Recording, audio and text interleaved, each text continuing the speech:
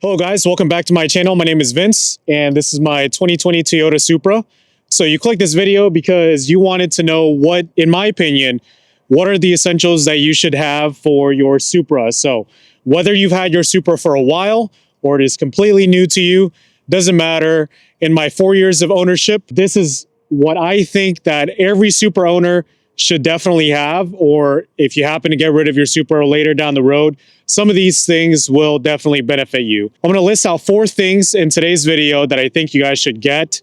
Let me know what you guys think in the comment section down below if I missed anything. I'm just gonna go over the essentials. I'm not gonna cover like aesthetic parts or performance parts because I have so many videos related to the Supra platform. If you're also wondering how my ownership of the Supra for the past 4 years has been like, I have over 88,000 miles on this thing. So you're probably wondering, if you're new here, how the heck the experience has been. So I definitely recommend checking that out. With that being said, let's go ahead and jump to the first thing that I think every Supra owner should get for their cars.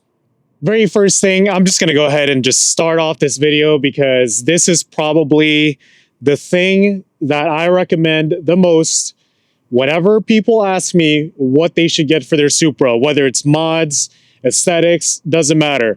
I would say easily, and you would know already with the angle that I'm using right now, and if you watch any of my previous videos, the first thing that I would recommend is you get PPF for your car. My car is running nude right now. There's no PPF, nothing in the entire car. And I can tell you right now, that this car has battle scars to show for it. You guys will see with the B-roll exactly the extent of just rock chips, scratches, whatever this car has gotten throughout my ownership. So again, I have over 88,000 miles on this car and I've driven it everywhere. This is my daily driver. And that's probably the thing that I wish that I got from the very beginning. Because you guys can see there, some of these pittings on the bumper, I will have to get it repainted. And of course, with the money that I'm going to eventually put towards just repainting this car, getting it exactly how I wanted to, I mean, that's going to take the time. I really wish that I went ahead and got this PPF from the very beginning.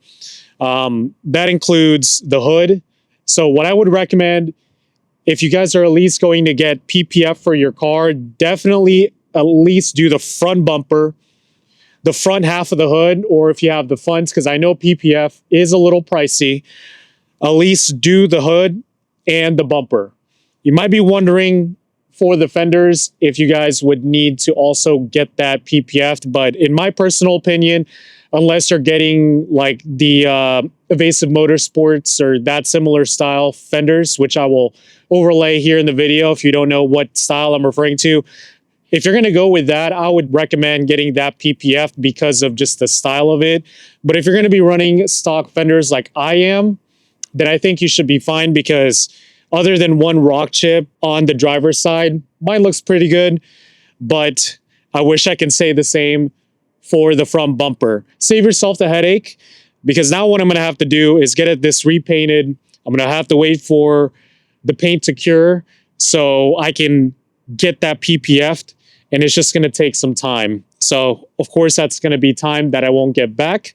But hopefully you guys will learn from me and you guys will go ahead and get that taken care of. So let's go ahead and move on to the second thing of what I think every Supra owner should get for their cars.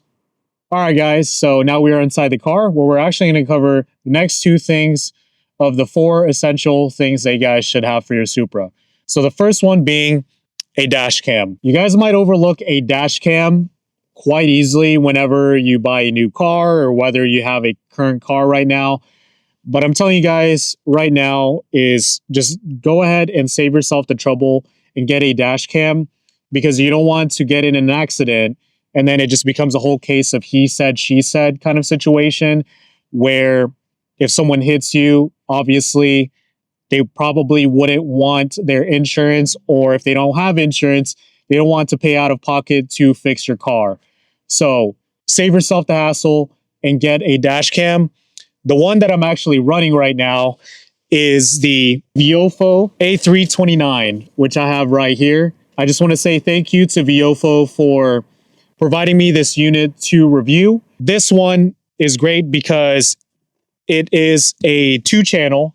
You can actually, if you're not interested in getting a 2-channel, you can actually just get a 1-channel. So what that means is if it's a 2-channel, you have a front and rear, and then a 1-channel obviously is just the front. But the one that I have that they sent over is a 2-channel. So the front camera actually records in 4K, and the rear camera records in 2K. So you want to get the highest quality dash cam as you can possibly afford. The features on this is great. Without diving too much into it, because this is not a dash cam channel, you can record sound in the cabin as well if you want to have that.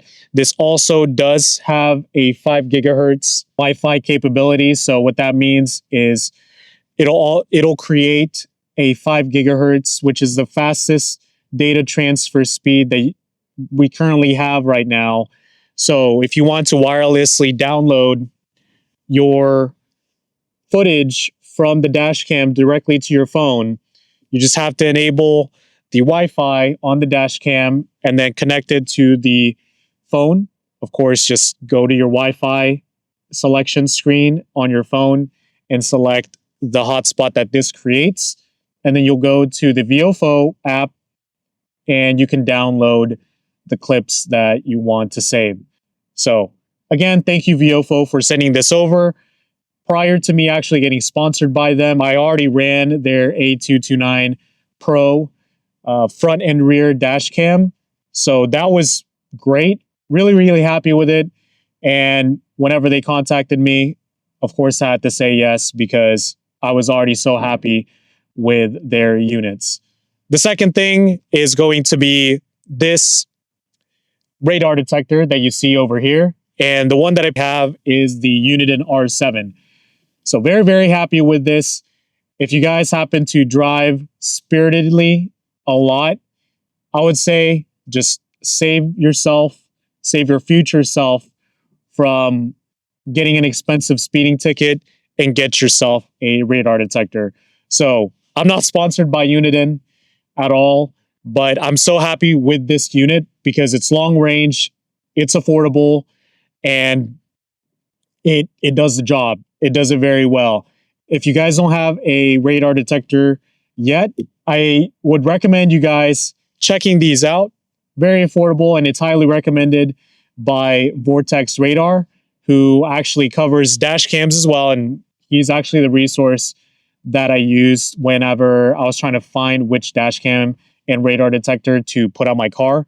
So thank you, VortexRadar. Recommend them if you guys are interested in adding these two devices to your car.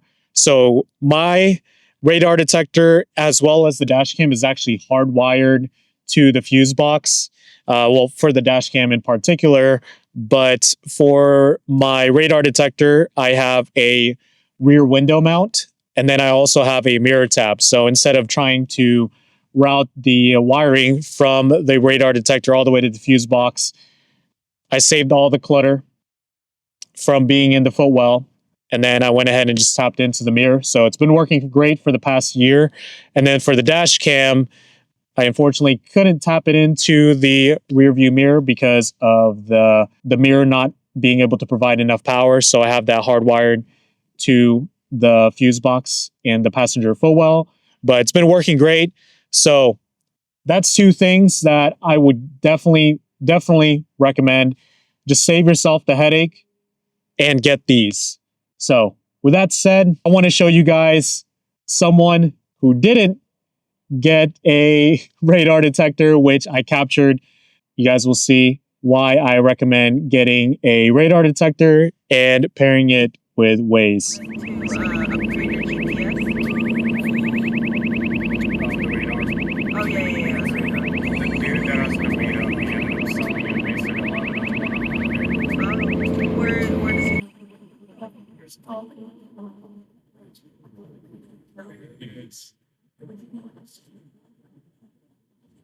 No, this is going high, fast.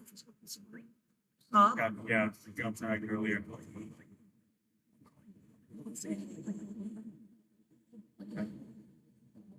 That's why I was like, I'm gonna let this guy pass.